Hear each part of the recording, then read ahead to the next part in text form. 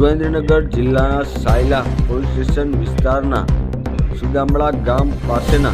સરકારી ખરાબામાંથી ગેરકાયદેસર ઇંગ્લિશ દારૂ તથા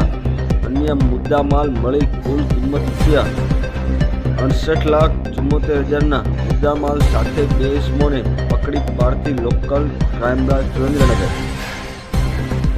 એલસીબી તથા પેરોલ ફ્લો સ્ક્વોડની ટીમ પેટ્રોલિંગમાં હોય તે દરમિયાન મળેલ બાતમી હકીકત આધારે